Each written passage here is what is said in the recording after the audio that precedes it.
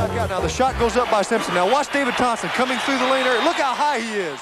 When athletes become legends, they stretch the boundaries of what was thought to be possible. This is a story about basketball's first high flyer. David Thompson was a flawless basketball player.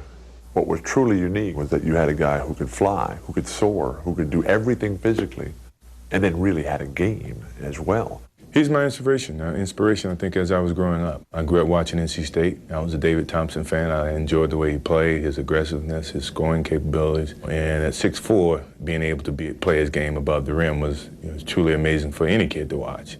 Thompson's style would have a huge impact on college basketball. His accomplishments would rank him as one of the top players in the history of the game. After turning pro, Thompson would meet Dr. J in the first ever slam dunk contest and would amaze the basketball world with an array of spinning and twisting dunks. If David Thompson played in today's game, he'd be an all-star, he'd be all-NBA, he'd be on the USA national team, he would be an MVP candidate. David was like Joe Montana, Tiger Woods, or Michael Jordan. They're always going to have the perfect endings. A rush to fame and fortune put the spotlight directly on David. Here's this guy who probably only got a checking account a few years previous. And now he's as rich as some of the richest people in society. It's almost a situation that, makes a guy like that hurt himself.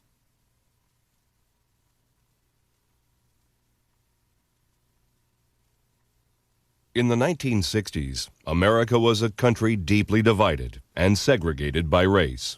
Civil rights leaders such as Martin Luther King Jr. would demand equal rights for all Americans, for housing, in the workplace, and in public schools. In 1967-68, Crest High School was opened as a totally integrated, totally consolidated school for southwestern Cleveland County. David Thompson, probably as much as anyone, gets a lot of credit for making that transition very smooth in an area of the South that perhaps things couldn't have gone smoothly. David would become the star of the newly integrated team. He could handle the basketball and lead the break, had a silky smooth jumper. But his passion was taking the ball to the hoop. Oh, the best skill he had was jumping. He could jump plumb out of the gym. I never saw him touch the top of the board or take a dime or a quarter off the top of the board, but he could get up there that high. He could touch his elbow on the rim. David showed signs of greatness and amazing athletic ability, the roots of which came from hard work. He worked out like a football player or either a track guy. He ran extra 3 miles every day, and he did extra squats. He could lift 125 pounds per leg. He could do it 25 times straight. Unlike the inner city neighborhoods that were the origin for many black athletes, David grew up in the rural countryside of Boiling Springs, North Carolina, to a family rich with religious conviction. We grew up in two very Christian homes. Our parents were extremely close. We were very spiritual. Our church was a really close-knit church, and his father and my father was deacons in our church. Outside the home, David would find another calling. I started playing basketball when I was about 5 years old. My older brother, Valley Thompson Jr., taught me how to play. We built our own basketball arena. He and I and his older brother, we dug it out from dirt. We packed it down. We put a basket up. It was really hard to jump off of, but playing on it all the time, getting used to jumping and dunking on it. Once I got to the gym, it was, hey, I was jumping a foot higher, it seemed. At 13, David would start to compete at the local college. Gardner-Webb College in my hometown of Shelby probably had as good a basketball camps as I've ever been around. And the highlight for the kids would be at night, after we were finished with all of our stuff, the counselors would play a game. And I vividly remember games when David would clash with the John Drews and the George Adamses and the Artis Gilmores of the world. Artis Gilmore had this big left-handed tomahawk slam. It would be interesting to watch to see if David could quickly get a dunk off before Gilmore would get his left hand to swipe it. As David's high school career came to a close, the young basketball prodigy would become the subject of a recruiting scandal that would leave his college of choice on probation for a year. David Thompson was by far the greatest college basketball player I ever played against. Before him, for me, I never saw a 6'4" guy that could jump and be as active and creative as he was, and such a potent offensive weapon. Got some fine shooters out there. That's David Thompson. David Thompson, for that time, with his explosive power, with his leaping ability, he was extremely skilled as a basketball player. He could shoot it, he could take it to the basket, he could defend, he had long arms. You couldn't be a sports fan in North Carolina without knowing David Thompson. There was a certain buzz in the sports scene about this young man who was playing above the rim. David Thompson came on the scene right when college basketball was starting to take over television. Remember, there was no cable television in those days. There was no ESPN. If David Thompson came along today, he would revolutionize basketball. He did it in his own way. Thompson would usher in a new style of game, one played above the rim.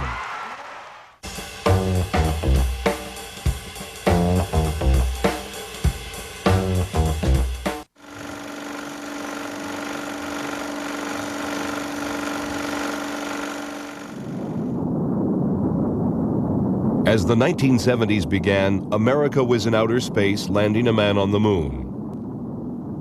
Back on Earth, the Vietnam War raged out of control, and the nation's youth began to protest. In Raleigh, North Carolina, the big news was the signing of a high school basketball phenomenon. I think the way we were able to get David Thompson at North Carolina State, number one, we had Tommy. He knew he was going to be playing with the big man. Sloan would use a cunning strategy to land his prize recruit. You come here to NC State and you will be the guy that everybody compares future players to. You go to Carolina, they're going to be comparing you to Charlie Scotts and people like that. One of the guys I idolized back during that time was a guy by the name of Charlie Scott. He was pretty much one of the pioneers of the game, and I looked up to him. Charlie Scott was the first African-American to play at a predominantly white school below the Mason-Dixon line. Thompson would also overcome barriers when he burst on the scene as a freshman at NC State. He was the #1 player in the country as a freshman. At that time, though, freshmen could not play on the varsity team. I just remember watching him play the Carolina freshmen. I saw him get 38 against those guys without really breaking a sweat. One of the keys to Thompson's success was the playmaking of 5'7" point guard Monty Tao. He impressed me right from the first day. He was a winner, could shoot the basketball, get the basketball to the players at the right time. And really, to be honest with you, he's probably the best point guard I ever played with. They used to call us the circus team. We had the giant, the midget, and the man on the high wire act. On this unique squad, 6'4" David could jump center, and 7'4" Burleson could lead the break. Everything was as smooth as a Thompson jump shot until the NCAA lowered the boom. We were put on probation for 1 year for really nothing, just really nothing. What happened, we signed David Thompson. David came up to visit. I knew he was here. I didn't know where he was staying. I didn't worry about it. But while he was here, he got involved in a pickup game, and one of the guys playing in the game was captain of Carolina's football team. If that situation occurred today, it wouldn't even be a slap on the wrist. Although the team was on probation, the fans were excited, and everyone in the area was taking notice of a very special player. One of my first experiences with David was we would play head-to-head sort of on both ends of the court, and I just remember how unusual it was to see a guy who could elevate at 6'4" the way he did. By that time I was 6'9", and I could block shots and I could bother shots, and again I would get on David and felt like I'm going to either block it or get a piece of it, deflect it, something, and the shot would go in. Thompson was more than talented. He was a hard worker. David was a player that worked at his game, and he had just great touch. The team had an undefeated season, and DT was named ACC Player of the Year. By his sophomore year, obviously he was All-American. He was the consensus Player of the Year. Because dunking was outlawed in college basketball, a new style of play emerged, utilizing Thompson's amazing leaping ability. You couldn't dunk in those days. Everybody thinks about David as this high wire act. He couldn't dunk the basketball. The whole alley-oop term he created, he innovated the game in terms of playing above the rim. He had perfected the alley-oop play. The way that he did it became a way that players who were older and more experienced began to do it. It happened kind of by accident one day in practice. Everybody back in the day used to overplay, and I was going back door, and Monty threw a pretty high pass and like it was going out of the gym, and I reached up and grabbed the ball and laid it into the basket. And Coach Sloan said, I think I like that. Coach Sloan was going to have a lot to cheer about in the upcoming year.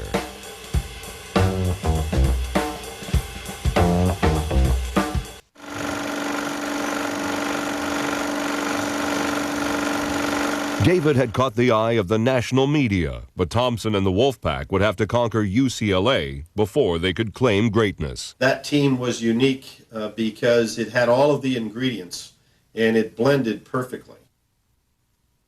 When you put together a Monty Tao with a Mo Rivers and put together with a Tommy Burleson and obviously with David, who could have played on any national or world championship team. Strongman Tim Stoddard and power forward Phil Spence rounded out a diverse group that was a true blending of American culture. Since I was from a rural area, they'd say I was from D.C., the country.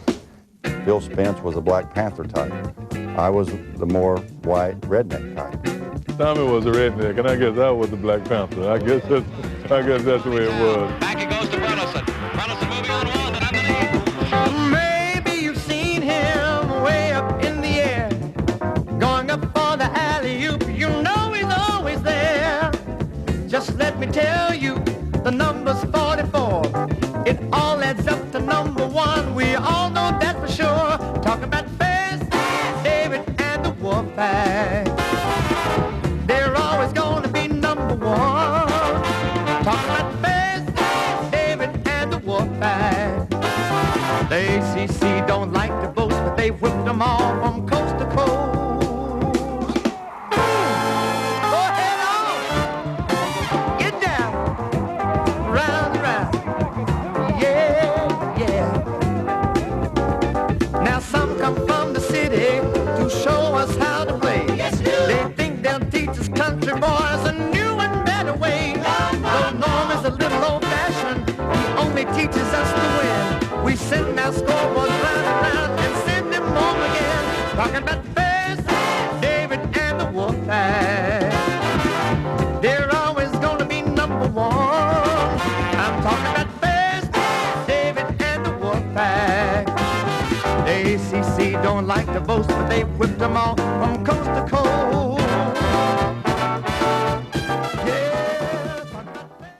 NC State would get a chance to prove themselves against powerhouse UCLA.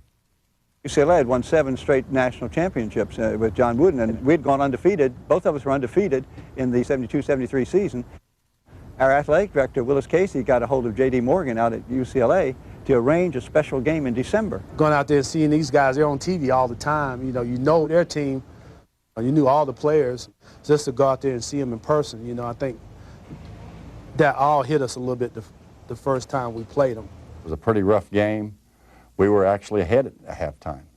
And we came back in the second half, and Keith Wilkes and David Myers and Bill Walton and the team of UCLA put us away. The Wolfpack would have to win the ACC tournament to get another crack at UCLA. At that time, though, it was really difficult because if you didn't win the ACC tournament, you didn't go to the NC2A tournament. And at that time, they were only taking 24 teams. They would get their chance against rival Maryland. Maryland, of course, they were up there ranked 2, 3 at certain times with Elmore, McMillan, John Lucas. Maryland at the time, they were the UCLA of the East, so to speak. One of the most historically significant games was obviously the Maryland-NC State game. What people knew then and now fail to realize the significance is that one of them knew that after that night, they were going nowhere. David would have a great game, but teammate Burleson, incensed that Maryland center Elmore was named first-team All-ACC, played with a vengeance. Elmore, Burleson, 30 points for Tommy Burleson. The team would celebrate an ACC championship. But in a first-round NCAA game, Thompson would take a risk that would nearly end more than a title run. Lost my cool, and I decided to go down the end of the court and do something spectacular. And the same guy that hit my elbow was taking a jump shot from the corner. And I took off running and jumped up in the air and tipped the shot. But while I was in the air, Phil Spence was moving in for rebounding position. And I tripped over his shoulder and hit my head on the floor and was knocked unconscious. I thought for a while there when he was laying on the floor, we may not see David Thompson again. It was that horrific a fall. And I went to the hospital. They sewed me up with 15 stitches in the back of my head. When he walked back into that gym and we could see he was all right, he lifted the spirits of our team. He lifted the spirits of everyone in that Coliseum. NC State would defeat Pitt to reach a showdown with the mighty Bruins. You know, at the time, UCLA was everything. In 1974, it was a young guy, 6'4" and under, against UCLA, and just showed that David and Goliath type of mentality. 6'11" All-American Bill Walton would lead the Bruins into Greensboro. We showed up in our sandals and our bathing suits. We were ready to play some ball. It was snow on the ground, and we couldn't believe. Walton did come into the locker room, came in, and, you know, he's his typical self. He came in and wished us luck. Thompson and Walton would fight an epic battle. Walton had that quick turnaround jump shot, and he came down the first time he tried to do it. He went up to shoot it. David blocked it. Lee driving, passing to Walton. Blocked by David Thompson. David Thompson. The game would go into 2 overtimes, where State would prevail. They had a 7-point lead with 2.5 minutes left, and I think they started celebrating a little bit too quickly. His ability to bring that team together, North Carolina State, and end UCLA's run, this was truly one of the great accomplishments in the history of college basketball. I think the whole United States, and especially the South and ACC, David Thompson embodied the whole aspect of how this young guy going against that big elite school of UCLA overcame the odds and won NCAA. I think that helped the evolution of college basketball. And I think it started, I wouldn't say the downfall of it, I think it released some of the dominance of UCLA. In all the years that I played for John Wooden, he only mentioned one player from the other team by name, and that was David Thompson. And that was the time that we lost. Thompson and the Pack would prevail over Marquette and win their first NCAA title. The Pack is back, a standing ovation. It's a momentous occasion. I would just like to say that I love you people, and thanks a lot for help making us #1. All right.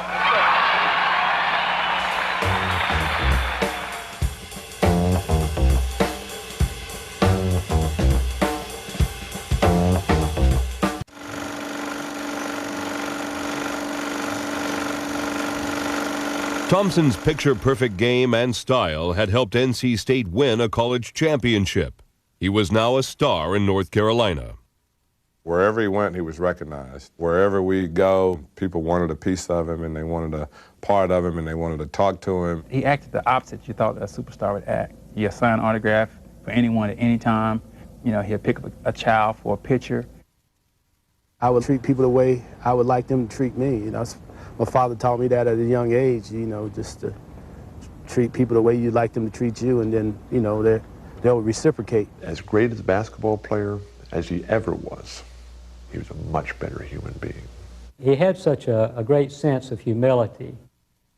He was a person who had graceful greatness. I've had other athletes, and I won't name them, that were great players and played in professional basketball. They always felt like they were better than they really were. David never really appreciated how good he was. He always felt he had to work on things to get better. After the championship, Thompson would take his high-wire act abroad, where he would amaze opponents. Thompson would lead a team of young Americans in the World University Games. The games would be played in the Soviet Union, where the U.S. team would attempt to avenge the 1972 Olympic loss. And we went up over there and played basically the same Russian team that had beat the Olympic team the year before, played them at the University of Moscow and beat them by about 20 points. Back in the States, David would prepare for a senior season without the graduated Tommy Burleson. We had faith in David, and David gave us courage. When we did wind sprints, David was first. By David being first, it made us try to become first. Well, my senior year, I thought we were going to repeat again. You know, we had the nucleus of the team. We thought with the guys we had coming back, we had a good chance to win again. Thompson would lead State through another successful season. But a rematch with arch-rival Maryland was looming in the ACC tournament.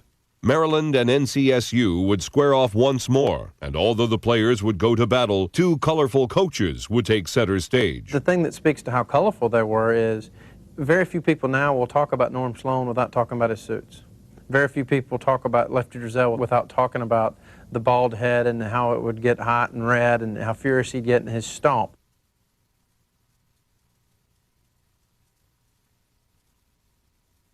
Thompson would lead State into the final, where they would face legendary coach Dean Smith and his North Carolina team led by Phil Ford. Carolina was a little different. They, back then, if they got a lead on you, they'd go into the four corners, and that's something you didn't want, especially once they got Phil Ford. By the end of mid-March, Coach Smith had really worked with us and put us together, become a very good basketball team, and we played four corners and beat State. NC State would lose to Carolina, Thompson would get hurt, and the team would not receive an NCAA bid. David would finish his college career as the Eastman Kodak Player of the Year. In the mid-'70s, Americans would wave goodbye to a president who would leave office in disgrace. The country would also celebrate its bicentennial at a time when ideas on popular culture would begin to change. The 70s is a moment when black culture as a whole is starting to reach mainstream America. One way was through basketball and a league called the ABA, the star of which was Dr. J. Julius Erving. For a lot of African-American basketball players, the ABA offered an opportunity for them to play a game very much akin to the game being played in schoolyards or playgrounds or what have you. This sort of fast-paced emphasis on athletics, jumping ability, quickness, and also, you know, just flair and style. Thompson would be the #1 pick in both the ABA and NBA drafts, but would choose the upstart league. It was a tough choice. Do you want to go to the NBA and be on national TV immediately, or go to an ABA in a league which I knew had the best young talent? George Gervin, Dr. J, Artis Gilmore. Other colorful stars included high schooler Moses Malone, Dan Issel, Marvin Bad News Barnes, George McGinnis, and Bobby Jones. NBA stars like Billy Cunningham and Rick Barry would leave the NBA for greener pastures and a fast-paced, aggressive game. The players in the ABA have more of a swagger. And it's not even an exaggeration. There'd probably be a fight every other game. It was so competitive. The ABA encouraged that. They really didn't mind a good fight right in the middle of the game. The NBA was the suit league, if you want to say, run by the suits, and they had to do this, they had to do that. The ABA was wide open, played with a red, white, and blue ball, had a three-point goal, had guys that would sky over the basket, was really ahead of its time. Thompson would be the ultimate leaper in this league of high flyers. When David Thompson stepped on the floor, you knew you were looking at David Thompson. You were not confusing him with anybody else. Thompson's legend would grow, but a defining moment for all of basketball would take place at halftime of the ABA All-Star Game. David and Dr. J would meet in the first ever slam dunk contest. It got down to the final two guys, and it was David and myself. David came out of the left corner, and he did a pirouette. He just looked like a missile going up into the air, and he nailed a dunk. Twist around, slam dunk. And I knew that after that, I was going to have to come up with something. I was not going to just be able to, jump from the 12-foot line. I have to try to foul line dunk. But I thought I still had a good chance to win because of the crowd response, and until Dr. J marked off his steps, took off from past half court, started running, afro blowing in the wind, and he took off from the free throw line, just soared to the basket, and of course I came in second. Thompson and the Nuggets would meet the New York Nets in the 1976 ABA Finals, which would feature another matchup with Dr. J. The series would start with Thompson and college buddy Monty Tao showing off the pro version of the alley-oop. Monty knew exactly when to feed David and would hit him in stride coming in transition.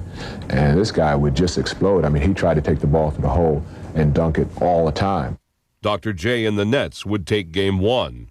But we came back and won the second game, and still had the series in pretty good shape. We had a huge lead in Game 6 back in New York, looking to bring it back to Denver for a Game 7. Game 7 was not to be, as Dr. J slammed home a championship for New York in what would be the last ABA game ever played. Thompson and the Denver franchise would face a bold new challenge in the following season.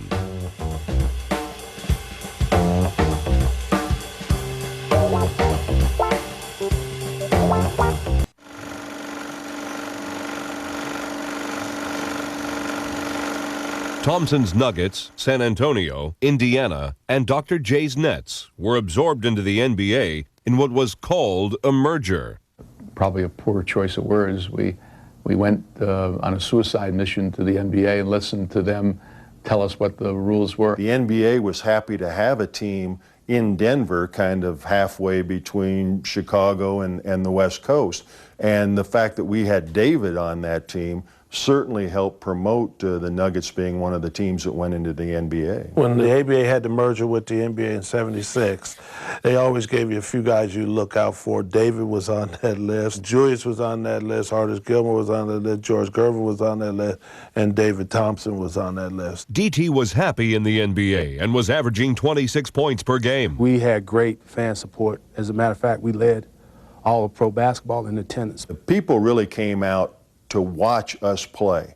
And they came out for two reasons. Number one, we still had a little bit of that ABA in us, where we got up and down the court and scored an awful lot of points. But they came to see David, too, because he could do things that a lot of people in the NBA had never seen. The best basketball of the day, and probably the road. Oh, bring it down. Oh, did you see? Thompson's aerial attack made him a celebrity in the Mile High City. Thompson was a star in a small market city, and the city gravitated to him, and his image had something to do with it, sure, because it was hard for a rebellious black figure to exist. Even though Ali existed, there was a lot of detractors. David was an extremely popular guy. I mean, he looked good, he was friendly. You could take him to a school, and he was good with kids. He's the kind of guy that the kids seem to identify with. David would put on clinics for children who would delight in watching his amazing dunks. He was developing a reputation with opponents as well. If you put a big guy on him, he takes you outside and shoots over you. If you put a little guy on him, he just takes you inside and jumps over you. He's virtually unguardable. Dennis Johnson was one of the best defenders in the NBA. But he's one of them guys who can go real fast and stop on the dime and just pull up. I mean, he was a tough handle. When I would go into the games against David, I knew I had to be at the top of my game because he was coming at you. Thompson would meet rival Walton in the 1977 NBA playoffs. But Portland would ultimately prevail. Thompson would be named All-NBA and had garnered the reputation as the league's highest jumper and one of its greatest dunkers. Thompson, clearly, when you look back, is the guy who made the vertical leap, something that everybody in basketball began talking about. The whole term and the whole measuring of vertical leap began, I think, with David Thompson. He vaulted off the ground, exploded off the ground. 44 inches was a lot. It still is a lot. You can tell when he was there above you, he surprised you. David's jumping would always be compared with Dr. J's. David could jump higher than Julius, but David had smaller hands. Julius was the glider. David was the leaper. The legend was I could take a quarter off and leave 2 dimes and a nickel. I didn't quite have that much hang time, but I could get the top of the backboards. But what allowed him to take off like a rocket? He's able to immediately start going up. He can make big muscle forces. He can do it very fast.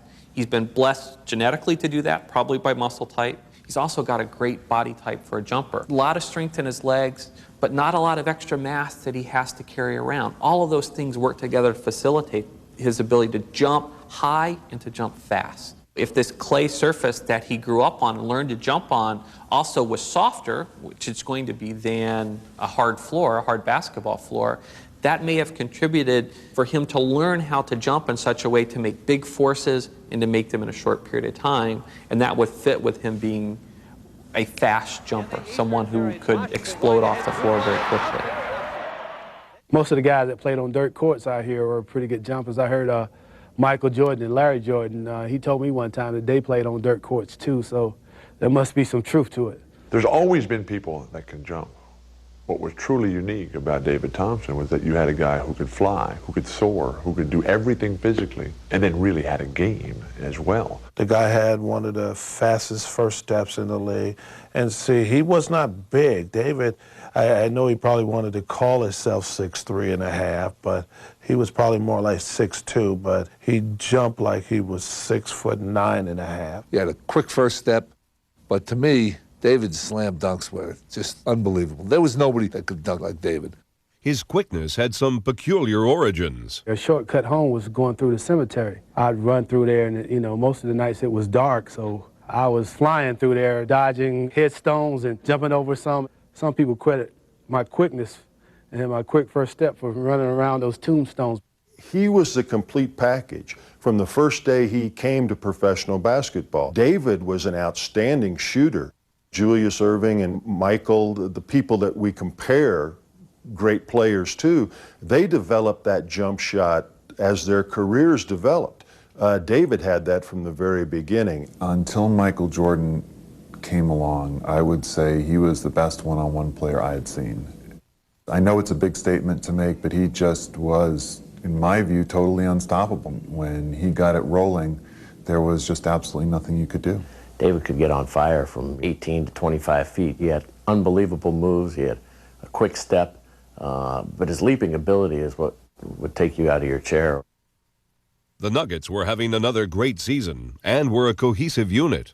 All of his teammates loved him because he helped you win games, and he was the type of player that made everybody on the court better, not a player who subtracted from the rest of the team to get his stats. Against Detroit in the final game of the season, DT would play for a scoring title.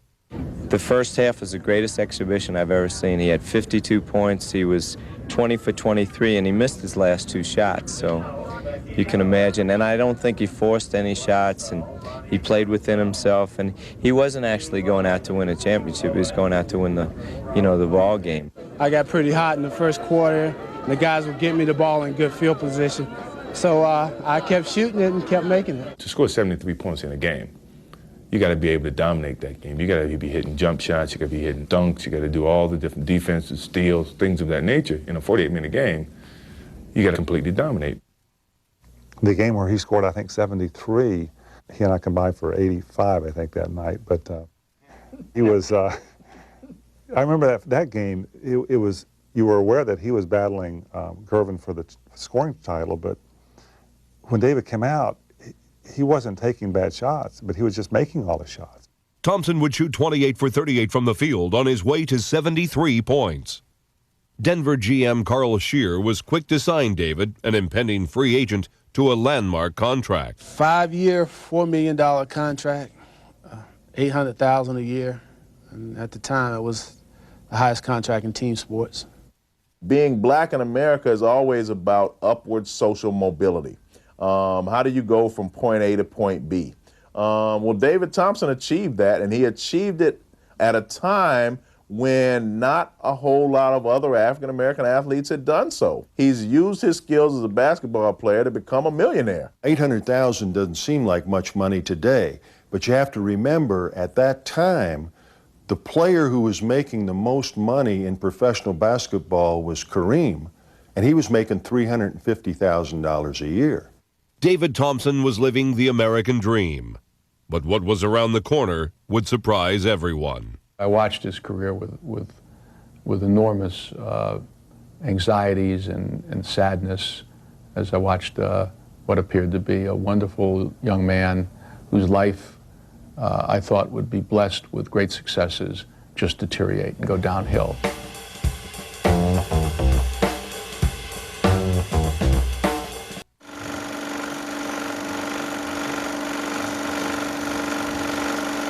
Thompson was living the American dream.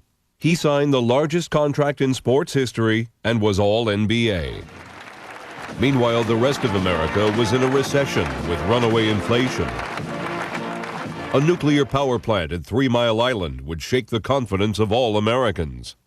As the Star Wars phenomenon swept across the nation, the name Skywalker took on a new meaning. The introduction of the games, they say, Skywalker, David Thompson, blah, blah, blah, and the crowd would go ballistic. They go bananas. That would fire him up even before the game would start. When I dunked the basketball, I used to cross my leg in the air, and it looked like I was walking in the air, so that was a natural name for me. I picture David going right through the middle, driving from the side, going to the middle, rising up above the centers and jamming. No matter the opposition, he was coming at you. David Thompson would say, I'm coming to the hoop and I'm going to throw it down in your face, and he succeeded. David's personal life was taking shape as well. He would marry longtime girlfriend Kathy Barrow. Then Skywalker would take his act to the 1979 All-Star Game, where his performance would win him the game's MVP. His dazzling dunks would also land him a lucrative shoe contract.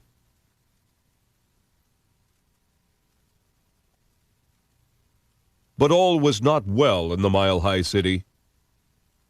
Coach Brown had resigned abruptly, and the team was in disarray. The core team with Issel and Thompson was the same, but Shear had made a move that set the Nuggets back. One of the trades that I made was the Bobby Jones trade, which was a very, very bad trade and a very bad decision on my part. We traded a great player, a great team player, for a player that just didn't perform in Denver. That player was George McGinnis. When George came in, that chemistry that Larry always tries to get with his teams just sort of faded. David had begun to feel the pressure. Everything was fine until, I signed a new contract, and we got a lot of top-name ball players on our team. I think it seemed to me that that's when it all seemed to turn around. I think David changed when he got his big contract. We would go into cities, and the media would meet us not at the baggage claim area, not in the terminal. They would be there as we got off the walkway with their cameras and their lights, and they wanted to interview David and talk to him about being the $800,000 man. I don't know too many people who would be given that opportunity and be able to withstand the pressures that go along with it from your team, from the fans, from your family. I mean, he becomes an income source for more than just himself, more than, just his immediate family. There are people he never heard of, calling him, I need this, I need that. And the minute he stubs his toe, all those people and everybody else, they're pointing fingers. The Nuggets would make the playoffs where they would meet the Lakers.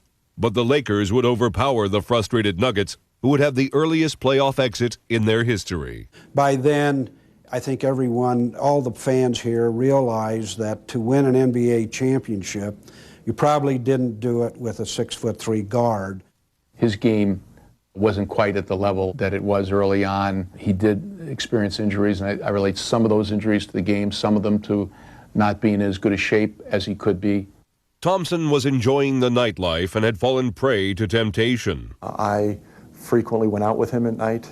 I saw how he got involved in the world of drugs.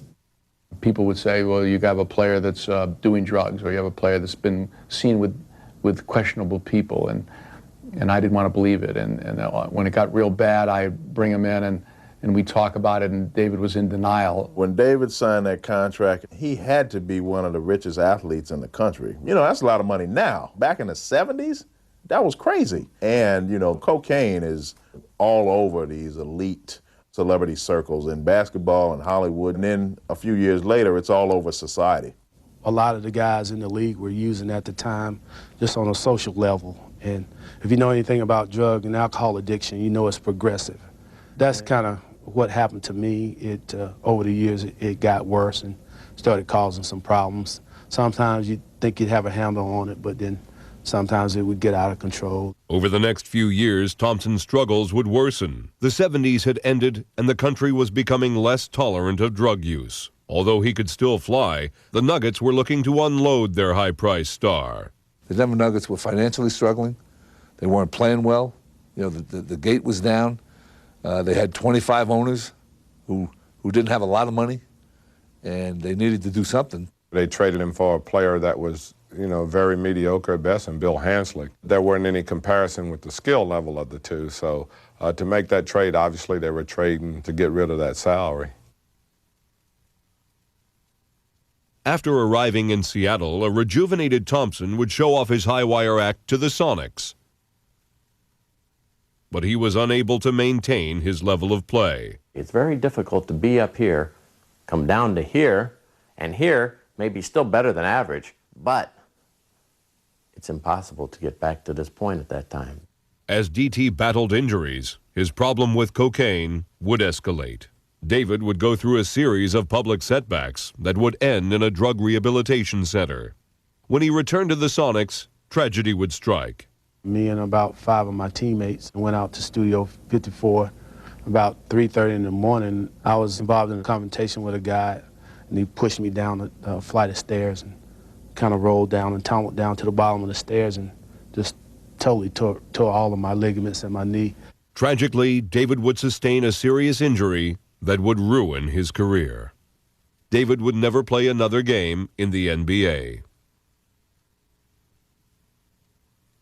His NBA career over, estranged from his wife and children, Thompson would file bankruptcy and return to his home of Shelby, North Carolina. And that was real tough, having to come back home. And, in a small town, people gossip, and, I felt so bad for my parents because at one point they were so proud of me, and then I come back and, everybody was talking bad about me. If you know the Bible, there's a parable in there about the prodigal son. And I think he went back to Shelby. It's almost like the prodigal son. They're going to take him back with open arms. David would take a hard look beyond the knee injury at the destructive path his life had taken. For a long time, basketball had been my life. And without basketball, I didn't really have an identity. I went through some down times, but finally, I made one of the most important decisions anyone could make. And I accepted Jesus Christ as my Lord and Savior. Through the church, David would find fulfillment. He reunited with wife Kathy, daughters Erica and Brooke, and reconnected with his beloved alma mater, North Carolina State.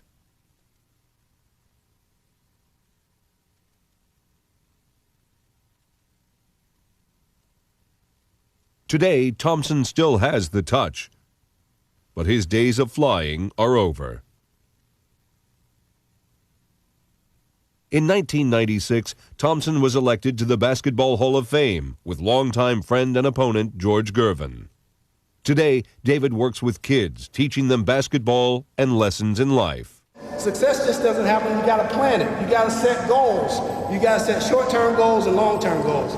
You must believe in yourself, because if you don't believe in yourself, no one else will. David has recaptured the joy of his childhood by mentoring the youth of today. Although Thompson's career would often be measured by his vertical leap, his accomplishments were far greater.